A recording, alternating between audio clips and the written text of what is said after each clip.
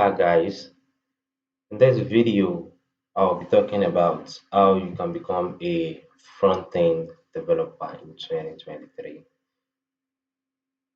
I've been asked this question a couple of while from newbies and people that are transitioning into tech. They want to get started writing code and specifically they want to become a front-end engineer or front-end developer 2023. Now, I look up to some resources online and I found roadmap.sh. Roadmap.sh basically is a website where you can get a development career, a roadmap to a certain career, be it back-end engineering, front-end engineering, blockchain, React, JavaScript, Vue.js, any other framework you can think of that exists in JavaScript ecosystem. So these websites basically helps newbies, senior engineers, intermediate engineers to follow up with their current skill sets. And it can also help you know what you need to learn over the years and what you need to learn to improve your skill and to become an expert in your area of development. Now, I'll be talking basically on front-end development, how to become a front-end developer in 2023. Now, I went through this roadmap and I saw a couple of things that I personally recommend and I've been using, and I kept track of my own development process in my career. So looking at this now, we have the personal recommendation, we have alternate option, which is for the green check mark. We also have the order in roadmap, but not strict. So this check mark basically tells you the one you need to, the one that has worked for a lot of people and has actually worked for me. Now, starting as a front end developer, you need to know or understand how the browser and internet works. And when we're talking about the internet, we can see some branches in the map, in the chart that we have here. We have how does the internet work, what is HTTP, browsers and how they work, DNS and how it works, what is domain name, what is hosting. So you see, all these things are very essential for you to know if you truly want to become a front end developer, because you need to understand how the internet works, what connects between the client and the server, how HTTP works, how to host, what domain name server means, DNS, and how the browser itself works, how you can build things and then it's get displayed on the browser. That's basically most of the thing you'll be doing with front-end engineering. And if we look at it, we have some couple of language that we use in building web pages, web applications, things you could think of on that runs on the web, be it the big five companies, Google, Twitter, Facebook, and the likes. Now we need HTML, CSS, and JavaScript. And HTML, CSS, and JavaScript are just languages that are used all together to build something that works on the web. And when I'm talking on the web, I'm talking about the browser because the browser is one that hosts a lot of things that relates to the internet and the web. Now, starting out with HTML, and I usually recommend people to start with the basics, which is one of the things they also recommend. And the basics include all the tags that you need, the essential tags you need to build application to build website, like the heading tag, the head tag, the body tag, the footer, and video tag, audio tag, P tag, which is for text and content that you could think of, and forms and validation. Obviously, you will need that because you want to build applications that require you to log in, to sign up, to fill a contact form, or to send a subscription um, email to the company that hosts the website. So you need those things, and those are the required HTML tags you need to learn. The form tag, the input tag, the button tag, and those things are very, very essential. And one of the best practices that we have in HTML, you can check this website. Let me open this up so you can see how you can keep improving your skills. It's not just writing code. When you write code, you need to follow the principles, you need to follow the best practices so that your code will be clean and will be readable. Those are things that makes one an expert in what you decide to do. Now let's go back to the map that we have. For CSS, my personal recommendation is learning the basics. You need to always learn the basics because the basics is the foundation where you build your learnings or things you are going to learn in the future, things that you plan to learn consecutively. So you learn your basics, then build on top of it. It's like a foundation. And one of the things you need to learn in your basics, you need to understand the positioning, the like you have it here, floating positioning display. I majorly don't use floating again, like I make use of display. Display flex, display grid. You see, those two are very, very important for you to know. If you truly want to work with responsive designs and media query, if you don't know them, it will be very difficult for you to build things that are easily accessible across all media screens. And that's where responsive design comes to play. And it's only when you have a good layout that you can build something that is responsive. If you don't have a good layout, your code will be scattered on the ground and not be clean, and also your UI will also be messed up. So having those two things at the back of your mind are very essential for you to learn when you are building things with HTML and CSS.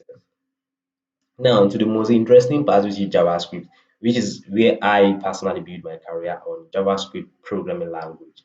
Well, a lot of people will say JavaScript is not a full-fledged programming language, but today JavaScript has been used to achieve a lot of things, and a lot of startups out there have used JavaScript to build their own application that billions of users are using. Even fintech applications that you could think of. You need to learn the basics. You always just need to learn the basics, which include the syntax. You need to know how data types works. You need to know how to store data types. You need to know how to manipulate data.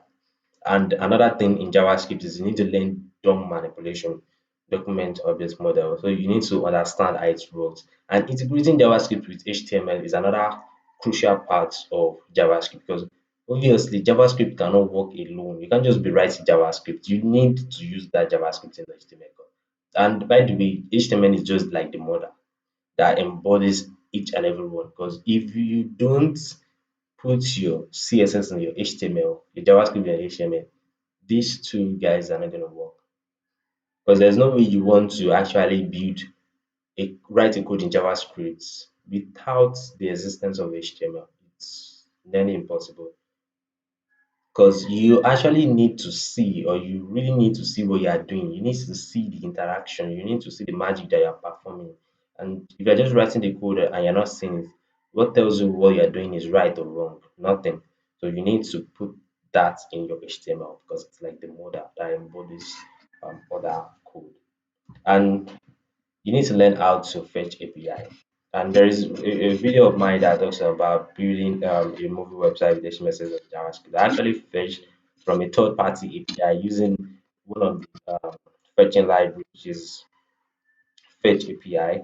I actually use Axios, which is a package, a library uh, that handles a promise-based fetching API. So you want to make sure you learn how to use fetch. There's a fetch library in JavaScript itself that allows you to make a request, either a get request or a post request at API. That the one you built yourself or from your local server or from a third-party API like the one I use in the video, you can try as much as possible to learn the basics of how to do those things. Play around with get requests, play around with post requests, and with that, you begin to have this understanding of how client and server works and how you can communicate from the client to the server and how server responds to the client whenever he makes any request. ESCs is the modern JavaScript that we currently have. I don't know if another one is out currently.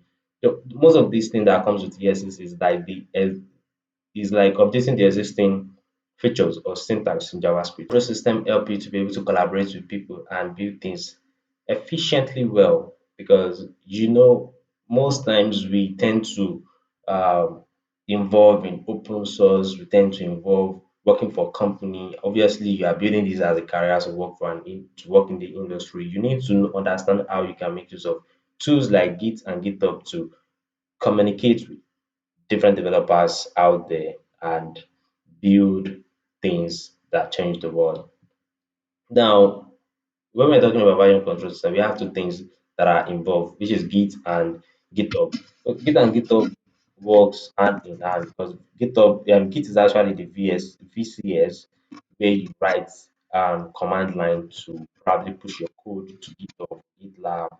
We have GitHub, we have GitLab, we have Bitbucket. In fact, some people use Azure DevOps, which I use at the company I work for. Um, don't really use GitHub. And GitHub is where millions of developers out there push their code, store their codes, and make use of their code. And a lot of applications that you are presently using, most of them are stored on GitHub. You might not know, but when you get more into the industry, you will. For web security, obviously, when you are building things, you need to understand that you need to make your application secure.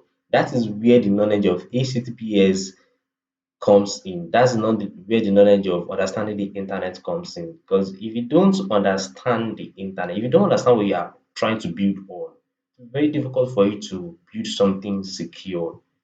Your application might fail, your application might get hacked, and you might lose a lot of investment, lose a lot of money. You might even lose trust of your employer or trust of people you're working for, and people might not want to employ. So you need to understand all these things. These things are essentially things that are very important for you to know.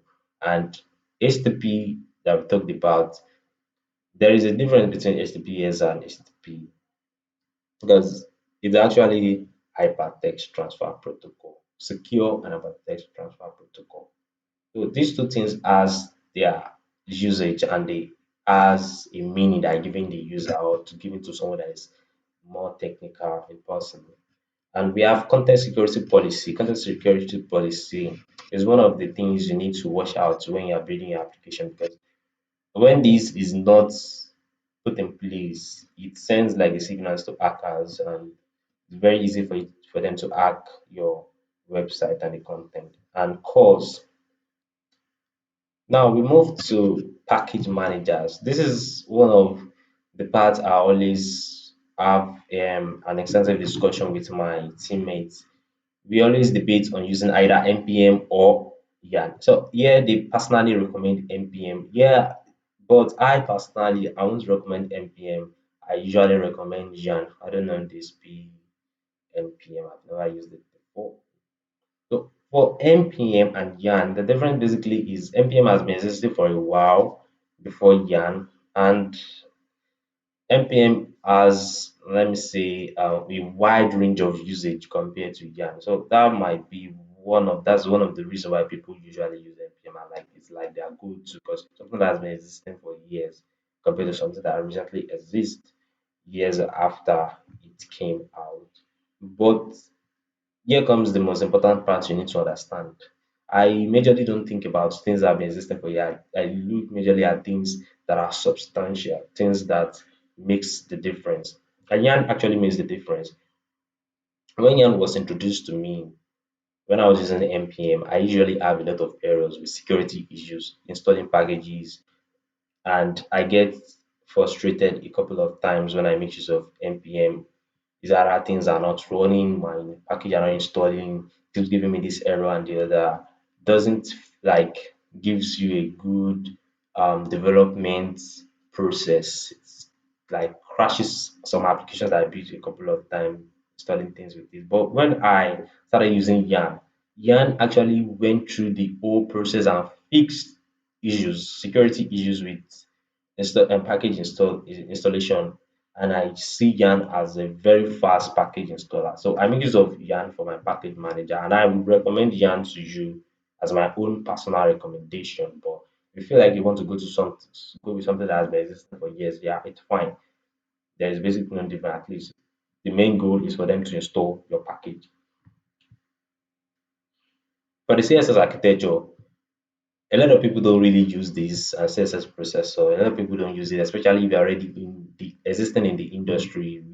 They majorly use frameworks like Material UI. They use Chakra UI. Chakra UI is what I use the most. We are still coming there. And for these, they one thing they do basically SaaS and post CSS is they allow you to write your CSS code in such a way that it offers you a lot of flexibilities. And when I'm talking about flexibilities is in CSS there are some certain things you cannot really do. For example, creating of variables in CSS, you can't just create variables in pure CSS. But with SaaS, I've used SaaS a couple of while and I really enjoy using it. You can create variables with it.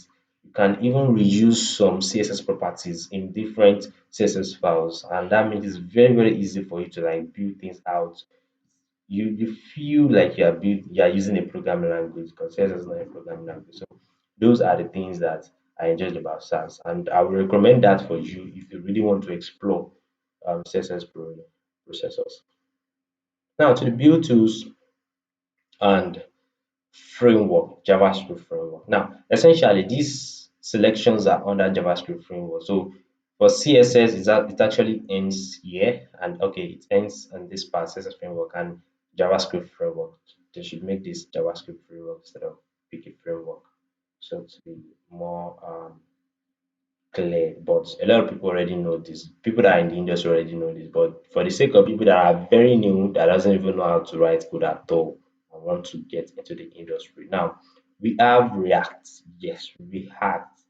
As you heard that React, you need to react to this because React is one of the most popular framework out there for JavaScript and the most used framework. I don't know, it's not I don't think it's the most loved because I think Vue.js is loved than React. But React is very, very awesome. I tell you guys, you enjoy React a lot if you want to pick a framework after learning JavaScript. Now, one thing is you must learn all those essential things in JavaScript before you start React because you're not going to understand anything when you start React if you don't learn the basics of JavaScript. And React is very awesome because it allows you to build applications with the usability purposes in scope, and it also helps you to extensively write applications like if you want to make use of micro front ends and the like.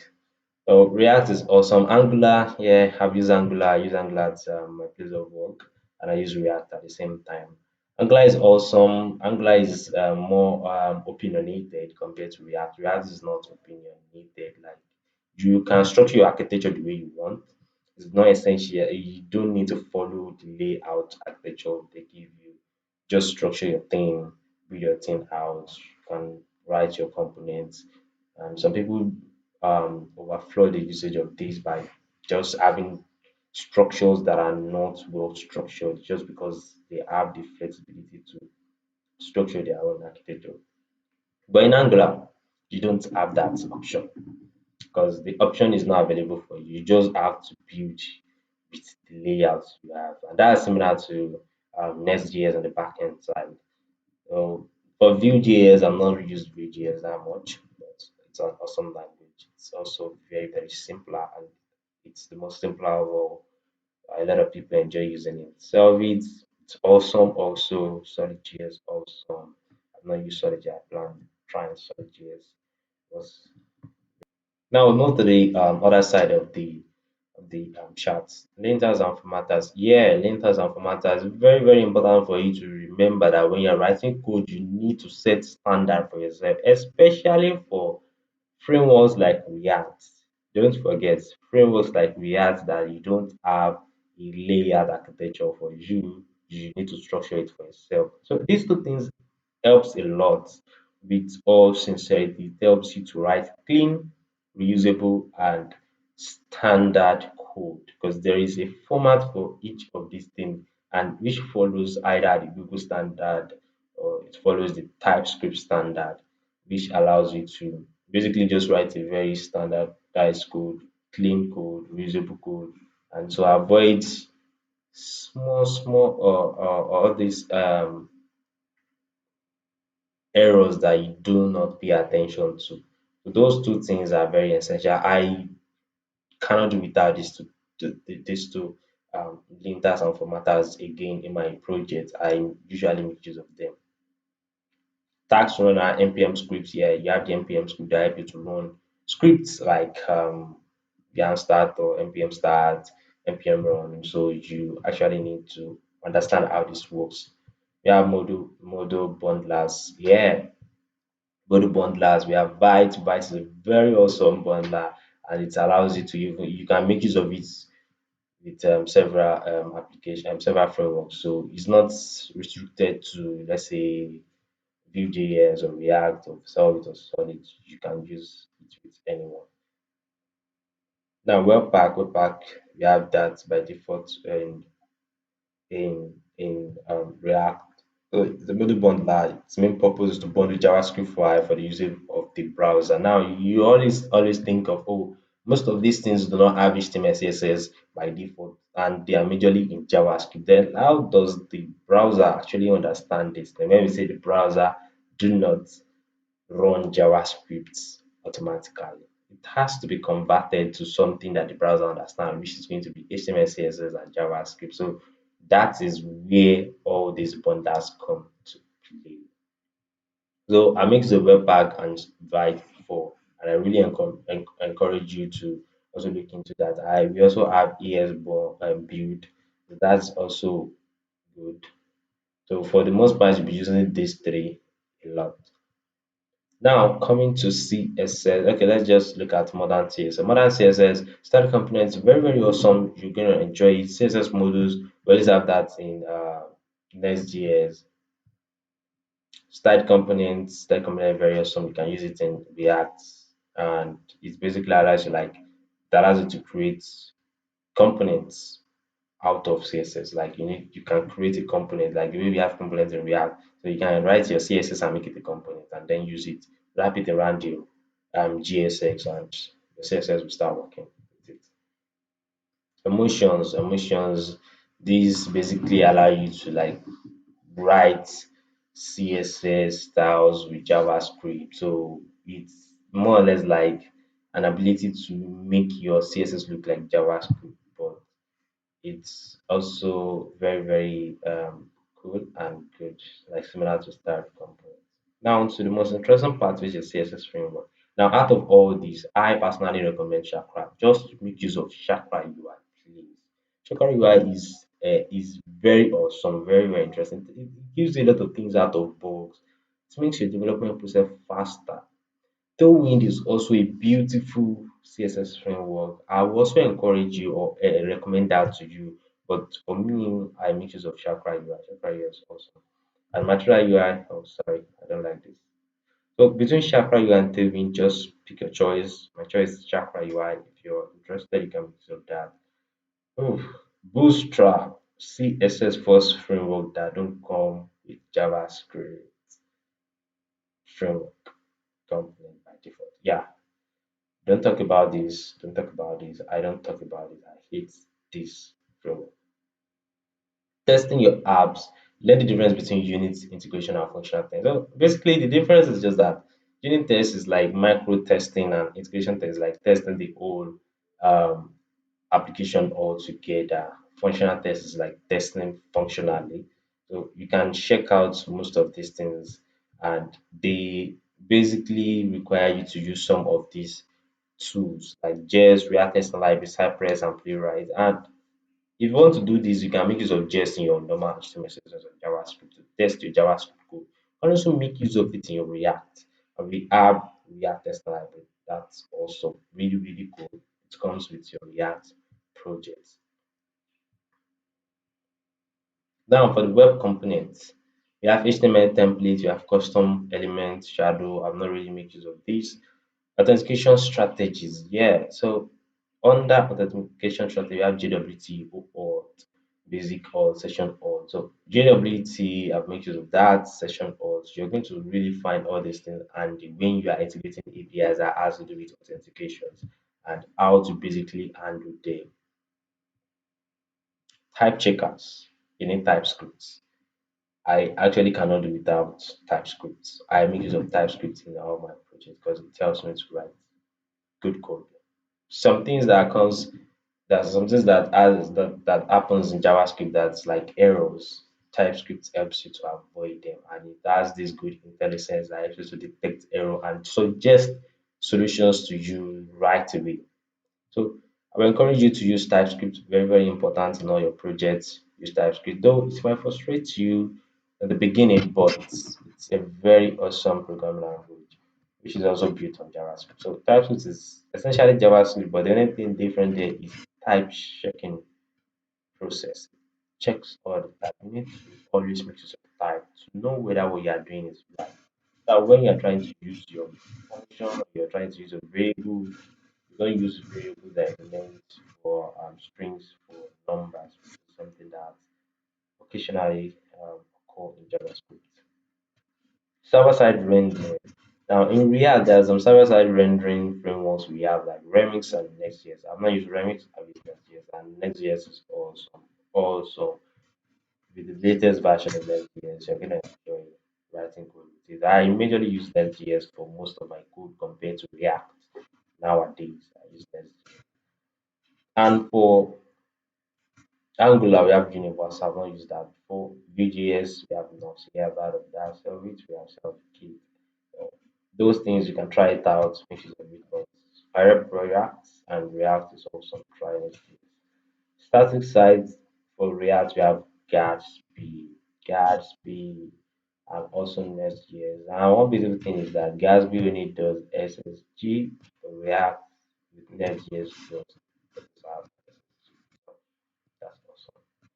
The same thing with Nox and Remix. So try those things out. Astro. Now we come to GraphQL. GraphQL is like another side of APIs. Now we have some couple of APIs that are different. There was a time I usually heard of SOAP, SOAP services. We have RESTful API, then we have GraphQL. Now GraphQL is quite different from RESTful API, where you have a lot of endpoints to make requests, whether post or get, anything you can think of. But in GraphQL, we only have one URL. I won't say endpoints. One URL, all you need to do is to be making queries in terms of mutation, in terms of query itself to the URL to make a request to that server. And for the client side, we use Apollo. Some people use Relay, but I use Apollo. And now we come to the most interesting part that I enjoy a lot, which is the mobile application section. Now we have two mobile development of front end. We have two popular ones, Flutter and React Native. Now, the answer is you're a JavaScript developer. Obviously, you need to use React Native. React Native is an awesome mobile application framework, and you basically need to use React Native because why? React is built by Facebook. Those that actually build React. So you need to use React Native since you are coming from JavaScript background. So Flutter is quite different. It uses that as programming language. Flutter is an awesome framework also built by Google, and Angular is actually built by Google too. So and it uses that. So you see these two frameworks, they are basically used to build mobile applications, iOS and iOS and Android. And React Native is awesome. You can build web, you can build mobile, you can build web, you can build iOS and Android all in one code base. The single code base you build across all platforms. The same thing is with Flutter because Flutter currently have Flutter Web and they have Flutter Desktop also. Ionic is also a JavaScript framework for building mobile apps, desktop apps, PWAs with HTML, CSS, JavaScript. So this is quite different. You don't need framework. So it's majorly use HTML, CSS, and JavaScript. I've not used it before. We have native scripts. They are not popular, and the demand in the job market is very, very low. So native scripts can use Angular and just JavaScript or TypeScript. Now, for desktop application, you use Electron or use Flutter. And I will encourage you to use Electron because that is a JavaScript framework for building cross-platform desktop applications. And it's also. Now, what is the nice thing to learn? You need to just keep learning. Programming, development, it's a career where you don't stop learning. The moment you stop learning, you are going to be out of the game. And essentially, when you're out of the game, means that you are going to be using knowledge of the past. Because I mentioned something about JavaScript having changes with the ES6 plus. Like things change in programming. You have frameworks that are coming out. And mind you, these are not the only JavaScript frameworks we have, but these are the most used framework. We have a lot of framework out there that you cannot even imagine. Frameworks that you cannot even um, consume within a short period of time or a long period of time. In fact, React, I'm still learning React, I'm still learning JavaScript. There are a lot of things in them that requires years of experience. They require you to have standard experience. They require you to have built a lot of projects with it, encounter problems with it, and then fix issues like write articles of them. So it's not something you do within a short period or a long period of time. It says you are a full-fledged JavaScript developer, you're an expert, or you're a veteran, or you know that all those kind of uh, caliber you give yourself when you feel like you know a lot of things, but you need to keep learning.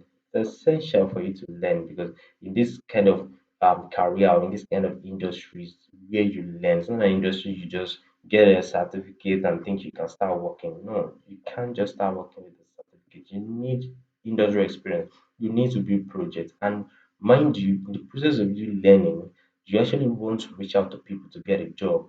People are not looking